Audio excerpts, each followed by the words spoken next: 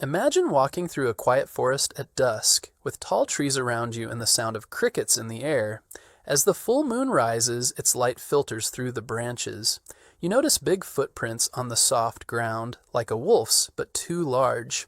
You glance up and see a figure standing among the trees. It looks like a man, but then he steps forward, and something seems different. His face is furry, his eyes are bright, and his ears are pointed. You hold your breath. Is it a wolf? A man? A creature of legend known as a werewolf? Stories about werewolves, humans changing into wolves, are ancient. Some of the earliest tales date back to ancient Greece. One famous myth tells of King Lycaon, who disobeyed the gods and was turned into a wolf as punishment.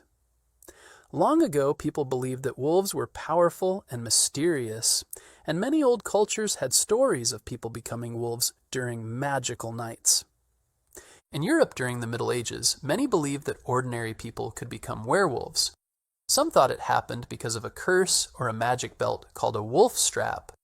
Others believed it was a kind of sickness called lycanthropy, a mental condition where someone felt like a wolf inside. Back then, werewolves were often blamed for strange sounds or missing livestock at night. Sometimes, people accused a neighbor of being a werewolf and went to trial over it. Not all werewolves were seen as scary villains. In Ireland, there were legends about wolf warriors called Ulfhednar, who wore wolf skins to feel strong and brave. These stories said the warriors were connected to nature and wore wolf garments to feel powerful. Some believed these warriors traveled at night but returned to being human by day, courageous, not dangerous. There's a special tale from Brittany, France called Bisclavret. A nobleman who turned into a wolf weekly returned to his castle, even in wolf form. Because of his gentle heart, his wife's betrayal was revealed, and he regains his human form with the king's help. It's a story about loyalty, kindness, and how a wolf's strong heart can help even when the world misunderstands him.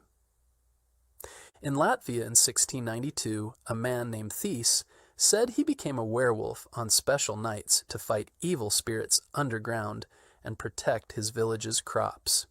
He believed his wolf form was a gift to guard people, not a curse. He said werewolves were hounds of God who kept danger away. Though his tale was unusual, it showed how people saw wolves as both powerful and protective. As time passed, scientists and doctors began to explain werewolf stories. They showed that some people had conditions that caused extra hair to grow, or illnesses that made them act strangely. The stories also came from real fears. Wolves were dangerous, so people used werewolf tales to explain the fears of night, wilderness, and unknown dangers. Today, werewolves appear in movies, cartoons, and books, but mostly as friendly or exciting characters. Many stories show werewolves helping people or learning to live between two worlds. The idea that someone could be one thing by day and something else by night surprises us and teaches us to be kind and understanding. Werewolves are not proof of real shape-shifting, but they show how humans have used stories to tell about fear, strength, mystery, and goodness. From ancient Greece to modern books, these legends help us explore our connection with nature and our imagination. If you ever walk in the woods on a moonlit night and see a shadow move just a little too tall or too quick, remember, you might be seeing the echo of an ancient story. And that story, the history of werewolves, is less about danger and more about wonder, mystery, and the magical spark in every legend.